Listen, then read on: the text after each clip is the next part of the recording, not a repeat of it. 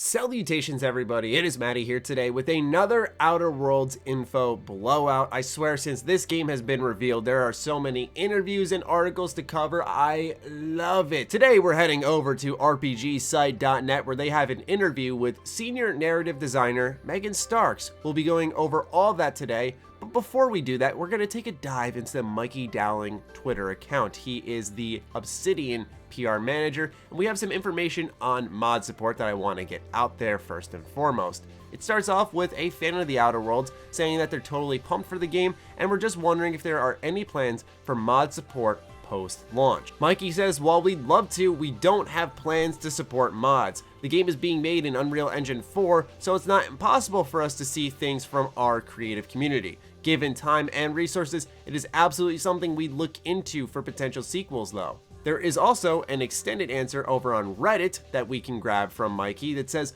one thing to keep in mind with expectations is to remember that this isn't a AAA budget game. There is a lot that we want this game to have, full mod support, third-person camera, etc., but it ultimately comes down to resources and time. We know there are things the community wants, and we will keep an eye on that for potential sequels. We may not be able to get everything out of the gate on the first game, but hope you enjoy what the team is very hard at work on creating for you. While we'd love to, we don't have plans to support mods. The game is being made in Unreal Engine 4, so it's not impossible for us to see things from our creative community, just a bit more difficult. Again, with time and resources, definitely something we'd look into for future sequels, similar to how Pillars 1 and Deadfire went.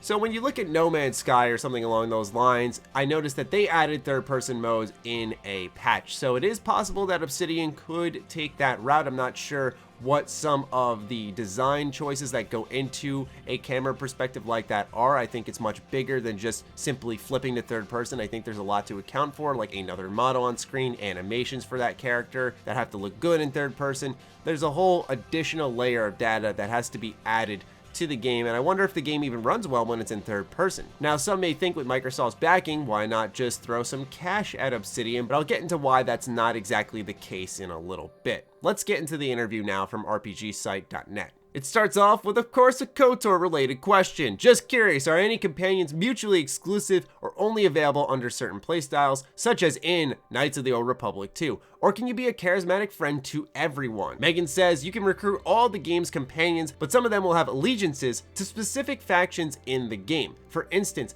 if you decide to support the board, Halcyon's enigmatic corporate entity, there will be certain companions that will clearly not agree with your decisions, but they won't abandon you unless you clearly decide to part with them. But Megan did offer an update on this statement, and it's good she did. Let's see what she had to say. Sorry if my answer was confusing. Just to clarify, there are some things you can do that will make a companion leave you personal to that companion. So I'm glad that there was an update on this answer because the initial answer didn't leave me overall too thrilled. I think it's kind of strange that the companion's core reasonings by joining your adventure, being on your ship, being a part of what you're doing, means that they're completely unaffected by any choices you make. And by that I mean, like, you do something drastically evil which clashes with something that a very good character would never do, and yet they stick with you because they want to complete their mission. They're that grounded in their beliefs. I guess that puts a core to their character, but it's just a design philosophy I guess I disagree with a little bit, and I'm glad to know that Obsidian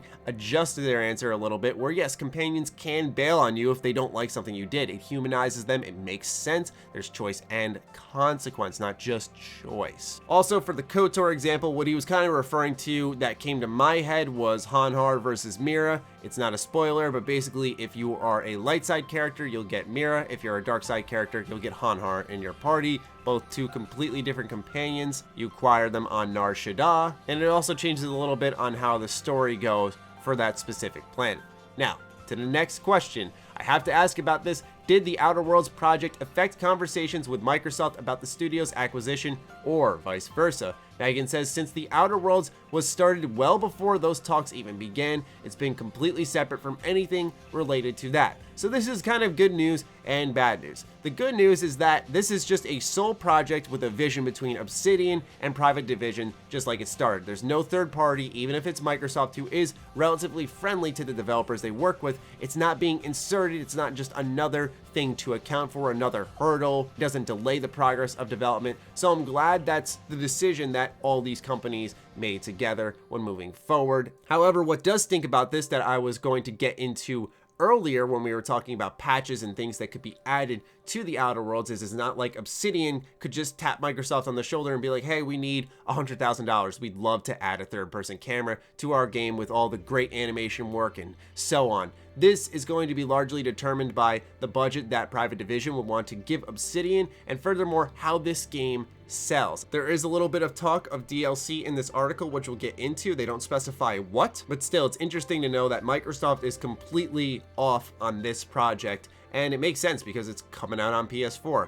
For Microsoft, it's likely exciting though, because they get to watch Obsidian have a candid take at just making their own game, a new style of game that they haven't made in a while, with a publisher that they haven't worked with before. So Microsoft can kind of kick back, take a look at all that went right, that went wrong, and tackle that for the inevitable exclusive coming from Obsidian on Xbox. RPG Site says both Pillars of Eternity titles and Tyranny did see some post-launch DLC. Are there any plans in place for if and how the Outer Worlds will be supported in the fashion? Megan says it's something we're discussing, but right now our focus is just on the core game.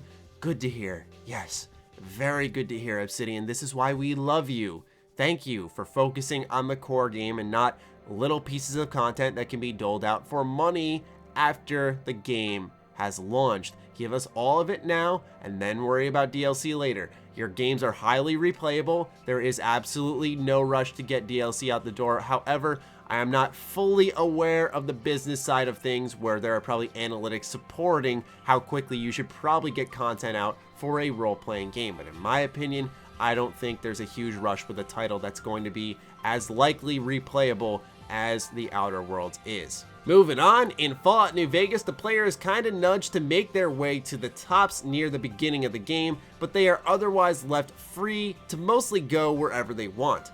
How does that compare to the exploration freedom in the Outer Worlds? Megan says, I think it's a bit of a mix. We wanted to provide a single-player story experience while leaving options open to explore the different environments. Once you get your ship, you'll have a lot of options to explore specific locations, with more opening up as you finish quests or purchase new passes in game. So this is still going along the track as I expected, that there are going to be set areas with lots of content within them, and each area is going to have its core focus. That's how I really wanted Obsidian to personally approach this game, not if it ends up being a pretty open hub experience. I don't believe it's going to be open world based off other interview comments we've read, but I just think that it's good if every area gets its focus. It kind of condenses the experience. It allows for a little more choice and consequence to happen within each sector of the game rather than accounting for an entire world space. I think there's a lot of benefits to making this a more focused single player experience, but fret not, that does not mean that areas aren't opened up. I've heard that plenty of times in gameplay previews. A lot of the press say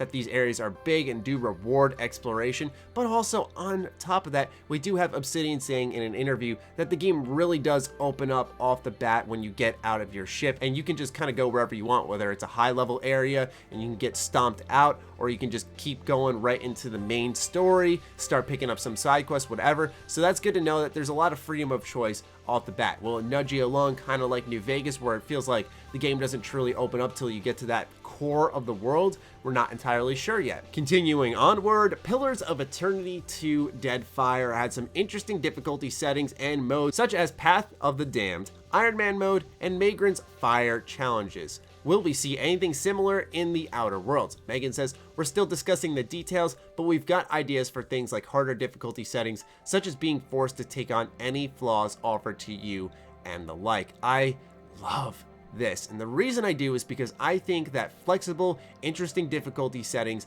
are one of the most under-discussed yet most rewarding mechanics that could be added to your game. In 2018, the best difficulty settings in a game, without a shadow of a doubt, were absolutely Shadow of the Tomb Raider. No pun intended, by the way.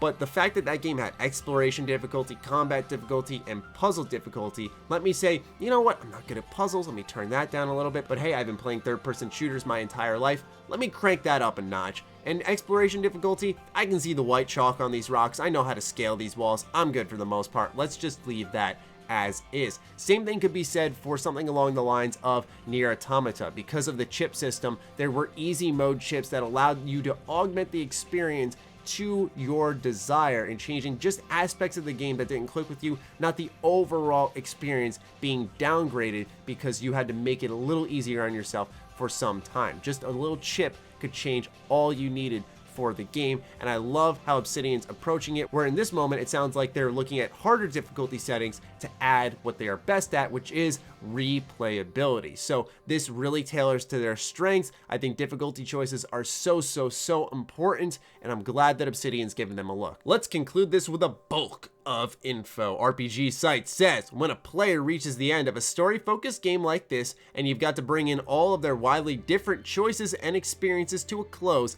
how do you design for that? Megan laughs. Well, it's quite a big endeavor. We try to do it in a set of levels. We'll first look at if the player has killed certain people or not by that point in the story. Then, look at where the player's reputation lies for the remaining characters and factions and so on. It's something that we learned a lot about when designing the ending of Deadfire, and we're in the process of sorting it all out for the Outer Worlds now. RPG Site follows up. So are there certain characters or quest-specific NPCs you're just not allowed to kill or have die? Important question. Megan says, as a designer, I'm always tempted to just have it so that you can't kill this person or that person, but we have a philosophy where we feel like it makes it a better gameplay experience to allow the player to do these sort of things. You can even kill the scientist if you want.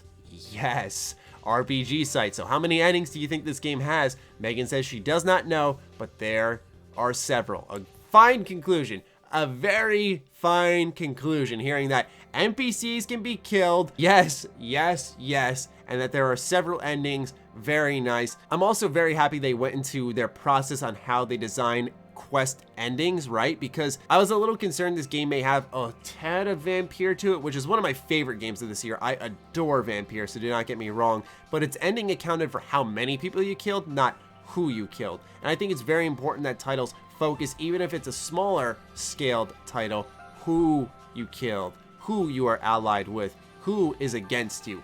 The who question. Very important. So I'm happy to see that's the ending routes that they are pursuing with the Outer Worlds. Anyway, that is yet another huge dump of information for all of you. I have much more on the way. It's going to be a week full of Outer Worlds content, and I could not be happier about that. You already know I am pumped about this game, so let's keep rocking and rolling, ladies and gentlemen. I'd love to hear your thoughts on this in the comments down below. Do fire away. Other than that, follow me on Twitter, like me on Facebook. Those links are in the description down below, along with my Patreon. Do consider supporting that, as it fuels all the content I create here. Stay sexy, stay active. I love you all.